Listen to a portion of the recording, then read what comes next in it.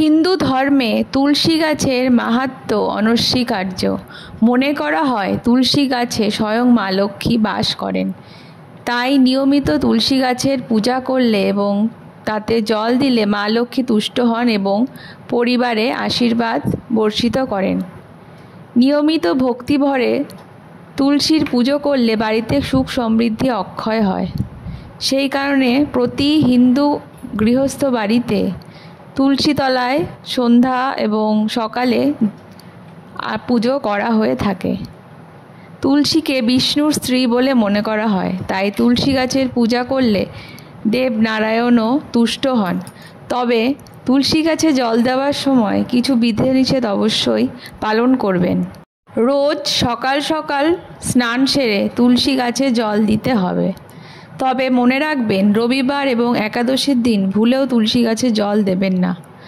তার কারণ মনে করা হয় প্রতি রবিবার মা তুলসী তার স্বামী নারায়ণের জন্য নির্জলে উপবাস করেন।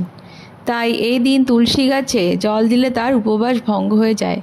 মনে করা হয় রবিবার তুলসী গাছে জল দিলে বাড়ির নেগেটিভ এনার্জি বৃদ্ধি পেতে থাকে। এছাড়াও একাদশী তিথিতে তুলসী গাছে জল দিতে নেই। এদিন তুলসী গাছের পাতাও ছিঁড়তে বারণ করা হয়, কারণ মনে করা হয় একাদশীর দিন তুলসী দেবী নারায়ণের জন্য উপবাস রাখেন। এই দিন তুলসী গাছে জল দিলে তার উপবাস ভঙ্গ হয়ে যাবে। সেই কারণে একাদশীর দিনও তুলসী গাছে জল দিতে বারণ করা হয়। বাস্তুশাস্ত্র মতে বাড়ির প্রবেশদ্বারে তুলসী গাছ রাখা অত্যন্ত শুভ।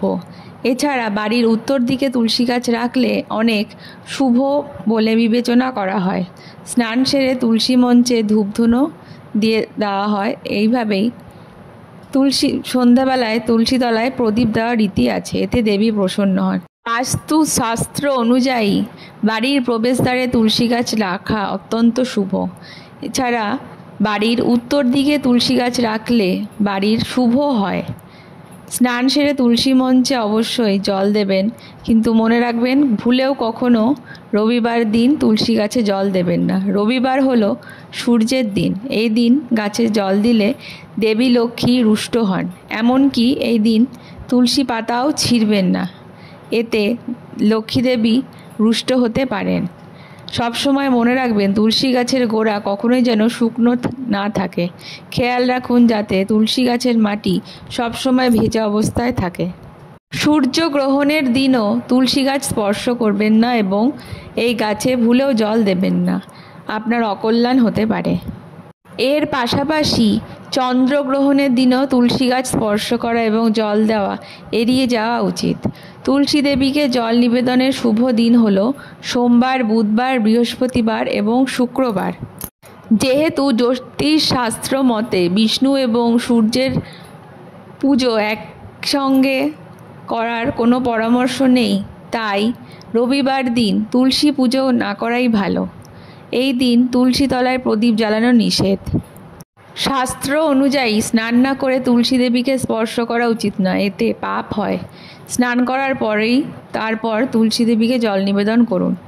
বিশ্বাস করা হয় তুলসী দেবীকে জল দেওয়ার আগে কিছু খাওয়া উচিত নয় এবং এই সময় সেলাই না করা কোনো কাপড় পরিধান করে জল নিবেদন করা উচিত। রবিবার দিন তাকে জল দেবেন না, এই দিন তুলসী মাতা বিশ্রাম নেন। বাস্তুশাস্ত্র মতে বাড়ির পূর্ব দিকে তুলসী গাছ লাগালে বাড়িতে শুভ খবর মেলে। এছাড়া উত্তর পূর্ব দিকেও তুলসী গাছ রোপণ করা যেতে পারে। এই দিকে তুলসী গাছ রোপণ করলে ইতিবাচক শক্তি ঘরে ফিরে আসে। তুলসী দেবীকে জল অর্পণের সময় এই মন্ত্রটি জপ করুন: মহাপ্রসাদ জননী সর্ব সৌভাগ্য বর্ধিনী আধি ব্যাধি হরা নিত্য তুলসী তং নমস্ততে। এই মন্ত্র পাঠ করে তুলসী দেবীকে জল নিবেদন করলে আপনার সমৃদ্ধি প্রাপ্তির সম্ভাবনা প্রায় 1000 গুণ বেড়ে যেতে পারে।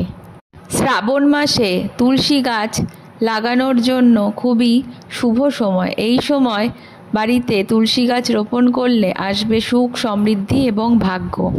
শাস্ত্র মতে কার্তিক মাসে তুলসী গাছ রোপণ করা সবথেকে শুভ বলে মনে করা হয়। কার্তিক মাস ছাড়াও চৈত্র মাসের নবরাত্রির সময় বাড়িতে তুলসী গাছ স্থাপন করতে পারেন। যেহেতু বৃহস্পতিবার হলো লক্ষ্মীবার, তাই বৃহস্পতিবার তুলসী গাছ বসানোর জন্য সবথেকে শুভ দিন। বাড়িতে শুকনো তুলসী গাছ কখনোই রাখবেন না, এতে অশুভ হয়। তাই শুকিয়ে যাওয়া তুলসী গাছটিকে উঠিয়ে একটি নতুন চারা রোপণ করবেন এবং তুলসী মঞ্চ এমন জায়গায় রাখা উচিত যেখানে পর্যাপ্ত পরিমাণে 6 থেকে 8 ঘন্টা রোদ পায়। এই হিন্দু আচারগুলি অবশ্যই পালন করবেন এবং আপনার জীবনে সমস্ত সৌভাগ্যের অধিকারী আপনি হবেন। ধন্যবাদ।